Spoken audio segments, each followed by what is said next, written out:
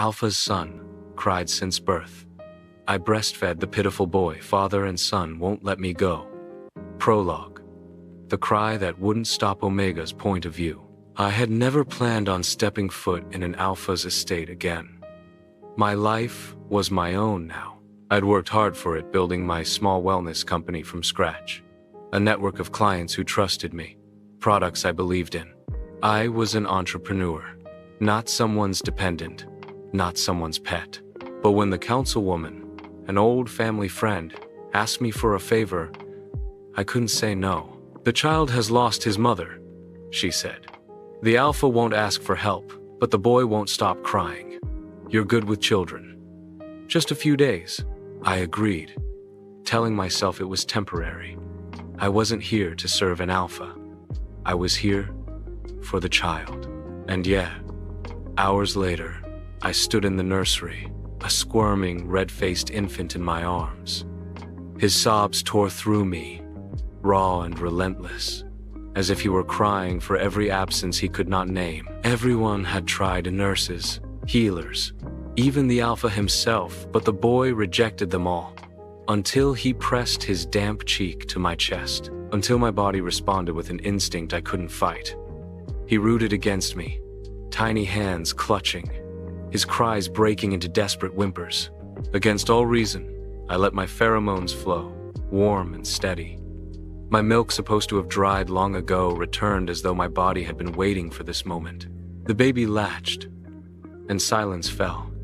His little breaths came slow and steady. His body relaxed. His tears ceased. I closed my eyes, my arms firm and certain. Not because I was weak, not because I had no choice, but because no one should have to cry alone in this world. Alpha's point of view. I should have been furious. An Omega unmated, packless, holding my son as if he were theirs, nursing him, calming him, doing what no one else could. But when I stood in the doorway and saw the sight before me, my anger faltered. My boy had stopped crying. For the first time in weeks, his face was soft, his body finally at peace. And the Omega, he didn't look like a servant. He stood tall, even as he held my child. His back straight, chin lifted, eyes shining with resolve. He looked like someone who had fought for every piece of freedom he owned and yet chose, right now, to give comfort. A quiet strength radiated from him. It made me uneasy. It made me grateful. It made me want to know him. And as I watched, one thought carved itself into my mind with dangerous clarity. Neither my son nor I would be able to let him go. Chapter 1. The child who chose me, Omega's POVI, should have left after the first night. The agreement was simple. 2 days, maybe 3. Help the child adjust. Give the grieving household a moment of peace, and then return to my life, the life I had fought tooth and nail to build. But when I placed the boy in his crib the next morning, his tiny eyes snapped open, wide and wet, his cries bursting out with a force that rattled me. The maids rushed in with bottles, rattles, even lullabies. None of it mattered. His small fists reached upward toward me. I froze. No, I whispered, shaking my head. This isn't supposed to happen, I'm not. Yet, when I lifted him again, his cries melted into soft hiccups. His face pressed into my shirt. His entire body curled into me as though I were his last safe place in the world, and my carefully built defenses cracked a little more. I was not weak. I was not anyone's replacement. But the truth was cruelly simple. The boy had chosen me. Alpha's point of view. I watched from the hall. Again. My son was clinging to him, this Omega with sharp eyes and a stubborn jaw, who clearly wanted nothing to do with this house. The way he soothed the boy was unlike anything else I'd seen. He wasn't gentle because he was submissive. He was gentle because he was strong enough not to break. When the baby finally slept, I stepped forward. You're still here. The Omega turned to face me. His gaze was direct, unflinching. Only because your son refuses anyone else. You make it sound like a burden, I said, sharper than I intended. It is, he replied coolly. then softer. But one I can carry for him. Not for you. His words struck harder than any insult. Because they were true. I should have dismissed him. I should have taken my child back and ordered the Omega from my home. But my voice betrayed me. Stay. The Omega's eyes narrowed. This wasn't meant to be permanent. I know. I let my hand rest on the crib's edge. My son's tiny fingers curled in sleep. But until he lets go, neither can you. Omega's point of view. His words felt like chains tightening around me. But I wasn't the type to bow my head and surrender. I crossed my arms, meeting his gaze without hesitation. I have a business to run. A life outside this mansion. Don't think I'll waste it just because your son clings to me. The Alpha's eyes flickered first irritation, then something softer. Respect, maybe. You built something of your own? He asked. Yes, I said, voice steady. Every inch of it, without an Alpha's name tied to mine. For a long moment, silence stretched between us. Then his lips curved in something that almost resembled a smile. Then perhaps, he murmured, you'll understand why I can't let go of what's irreplaceable. Chapter 2. Begging to let go. Omega's POV. By the third day, I was restless. My phone buzzed with unanswered messages from clients. Orders piled up in my shop, deliveries delayed, meetings canceled. My team could manage some things, but not everything. My business was my pride, my independence. Every hour I spent here felt like betrayal to the life I'd built. So I marched into the Alpha's office, the boy still balanced on my hip, his tiny head resting trustingly against my shoulder. I need to leave, I said firmly. The Alpha looked up from behind his heavy desk. His silver eyes flickered from me to his son, who was cooing happily, blissfully unaware of the storm I carried inside. You've said that every day, he replied. And I meant it every time, I snapped. Your son isn't mine. He shouldn't rely on me. This isn't healthy for him or for me. The Alpha's jaw tightened, but he didn't argue. He simply leaned back in his chair, studying me with unnerving calm. Then, put him down, he said at last. Omega's point of view continued. For a heartbeat, I almost did. I almost lowered the boy into the cradle by the window. But the memory of his cries clawed at me. I knelt and tried to place him down gently. His eyes fluttered open, and in an instant his little face crumpled. The wail that erupted was sharp, shattering, filled with a grief no child should know. My chest ached. I lifted him again, and just like that silence, his fingers curled into my shirt, his breath steadying against my neck. I closed my eyes, swallowing hard. This is why, I whispered bitterly. He won't let me go. Alpha's point of view. I should have felt victory watching the Omega's resolve crumble. Instead, guilt gnawed at me. It wasn't fair. He hadn't chosen this. My son had. But as I watched the Omega cradle the boy, no trace of resentment in his touch. Only strength and quiet devotion. I knew the truth. It wasn't only the child who was unwilling to let go. I wasn't, either. You say this isn't healthy, I said softly. Maybe it isn't. But until he finds peace, can you really walk away? The Omega's eyes burned with frustration, but beneath it I saw the same conflict that haunted me. He wanted freedom, yet he couldn't abandon the boy. And deep inside, I prayed he wouldn't abandon me either. Omega's point of view. I don't belong here, I said finally, my voice low. I built my life so I'd never have to depend on an Alpha again. I won't give that up. You don't depend on me, he answered, his tone steady. If anything, we depend on you. The words landed heavy, dangerous.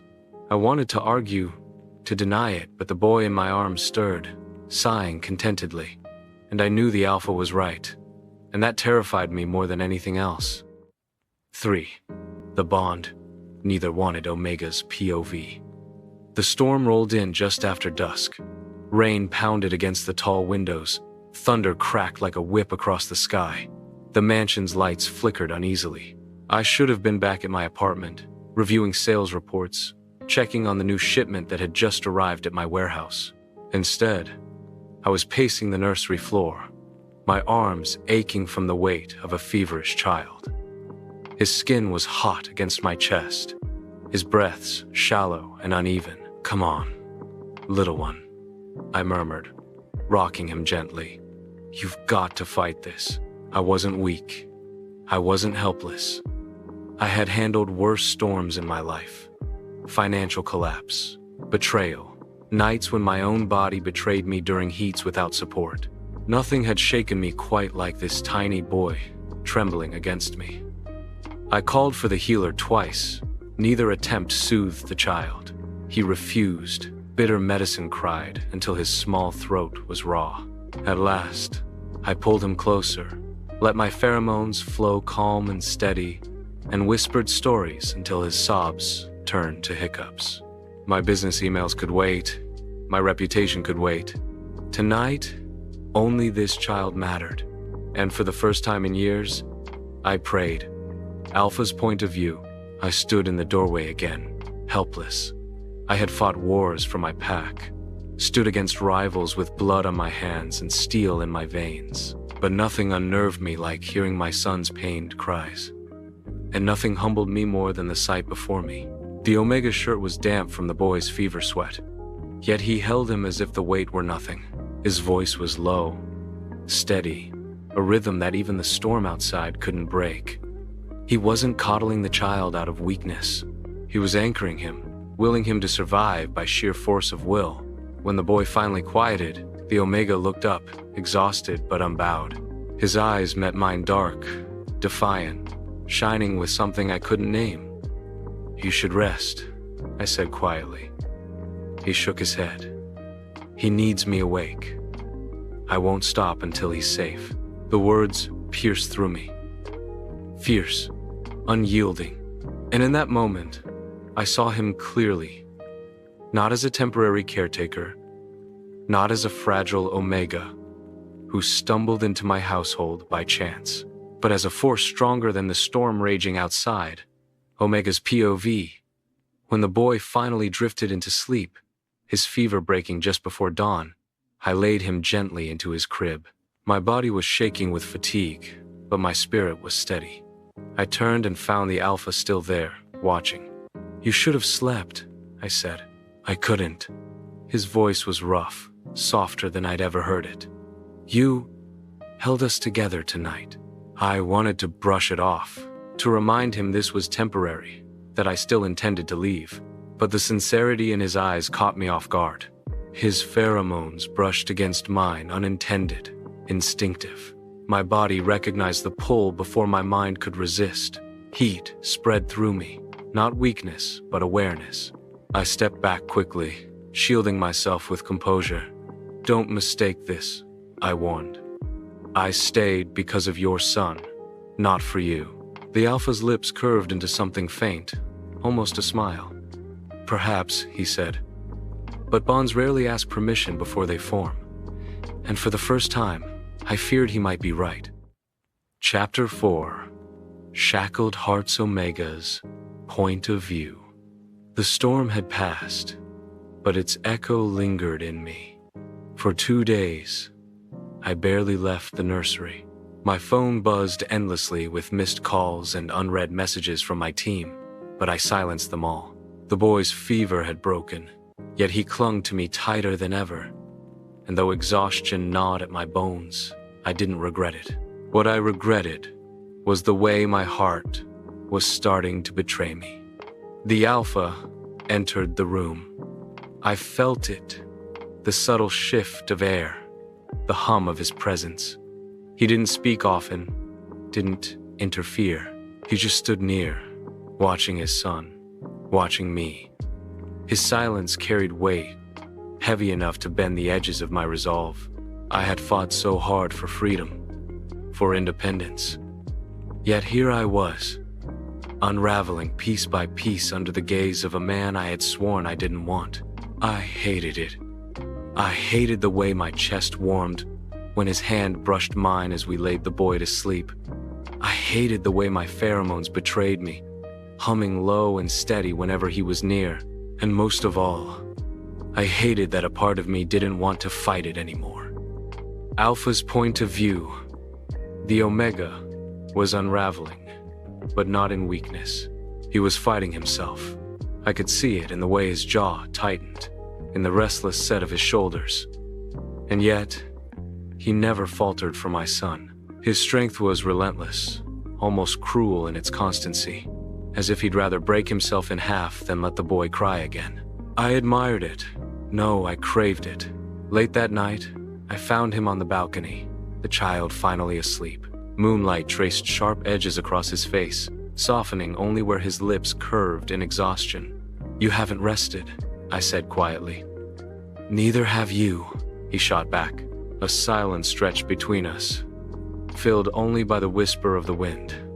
I stepped closer, and he didn't move away this time. "You're strong," I murmured. "Stronger than anyone gives you credit for." His eyes flickered, and for the first time, his guard slipped. "Strength doesn't mean I want to stay chained here." "Then don't think of it as chains," I said. My voice dropped lower. "Think of it as something binding us both." His breath caught. Our pheromones collided, his warm, grounding scent, mixing with the steel and storm of mine. It wasn't a clash, it was a pull. For one dangerous heartbeat, I wanted to kiss him, but I held back, because I knew if I claimed him now, it wouldn't be freedom, it would be possession, and I wanted more than that. Omega's point of view. I turned away quickly, my chest tight. "You're dangerous," I whispered. "Perhaps," he admitted, "but you're the only one strong enough to hold me back." His words sank deep, far too deep. And for the first time, I began to wonder if what I feared wasn't being trapped, but being wanted for exactly who I was. Chapter 5. Don't leave us. Omega's Poovy packed my bag at dawn. It was the only way. If I didn't leave now, I never would. My company needed me. My freedom needed me. And if I stayed one more night in this mansion, wrapped in the quiet pull of that alpha's eyes, and the soft weight of his son's hand, clutching mine, I would lose everything I had fought for. I placed the last file into my satchel and turned toward the crib. The boy was awake, his wide eyes locked on me as though he already knew. His lip trembled. "Don't," I whispered, leaning down to kiss his forehead. "Don't make this harder." But when I pulled back, his tiny fists reached out, clinging desperately to my sleeve. The sound that came from his throat wasn't the sharp cry I'd first met him with. It was softer, broken, pleading, and my heart shattered. Alpha's point of view. I found them like that, the Omega frozen, the boy clutching him, eyes wet with tears. I had known this moment would come. Every day, he had reminded me he wasn't ours to keep. Every day, I told myself I wouldn't stop him when the time came. But the sight of him standing there with his bag, it tore through me. "You're leaving," I said flatly. He looked at me, defiant and desperate. "I have to. I didn't come here to be tied down. I came to help, that's all." My son's wail cut through the room, then raw, frantic, as if he understood every word. The Omega winced, holding him closer, torn between duty and desire. And that was when I stepped forward, the words I had buried for weeks spilling out. "Don't leave us." Omega's point of view. I froze. His voice wasn't commanding, wasn't the alpha's growl that made others obey. It was rough, trembling, almost human. "You don't understand," I said, shaking my head.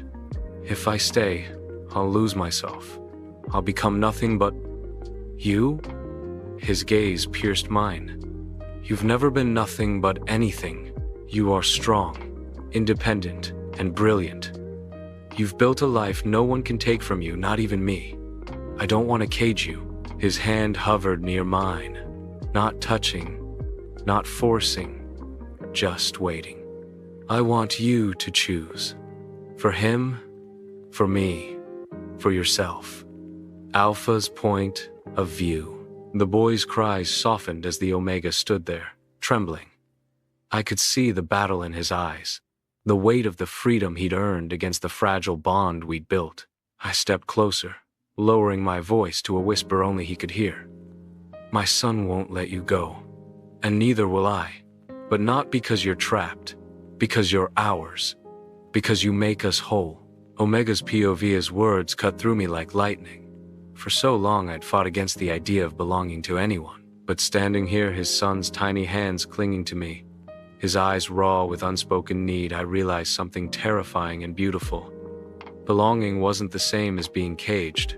Sometimes it was being chosen. I let out a shaky breath, pressing my forehead against the Alpha's chest. The boy nestled between us. Fine, I whispered. I'll stay, but not because you won't let me go. The Alpha stiffened, then softened as my arms tightened around both of them. I'll stay because I don't want to leave. Epilogue. A family that chose each other. Omega's point of view. 6 months later, my office looked a little different. My company had grown, larger contracts, new clients, even an expanded warehouse. I still ran my meetings, still signed every deal myself. Independence remained mine. But now, in the corner of my office, there was a crib. The boy gurgled happily inside it, clutching one of my business cards like a toy, babbling nonsense as if he were announcing the next quarter's profits. Every client who visited raised their brows, but none dared comment once they saw the Alpha walking in behind me. He didn't come as my shadow. He came as my partner. Alpha's point of view. I had expected whispers, criticism from the pack.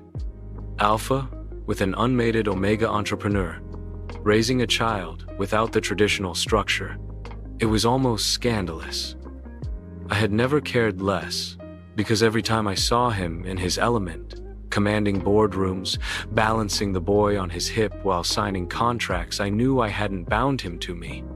I had chosen him, and he had chosen us. That was all that mattered. Omega's point of view. That night, after the boy finally drifted to sleep, I stood on the balcony again. The Alpha wrapped his arms around me from behind, his scent steady and grounding. You begged me once to let you go, he murmured against my hair. And you refused, I teased, leaning into his warmth. He chuckled softly. No, I asked you to stay. And you did. I turned in his arms, meeting his eyes under the silver glow of the moon. Strong, steady, unyielding, yet softened now they looked at me as an equal. Yes, I whispered, because this time, I wanted to. The boy stirred in the next room, his soft cry fading into a sigh. And I knew whatever storms came next, we would weather them, together. Not as Alpha and Omega, not as cage and captive, but as a family that chose each other. The end.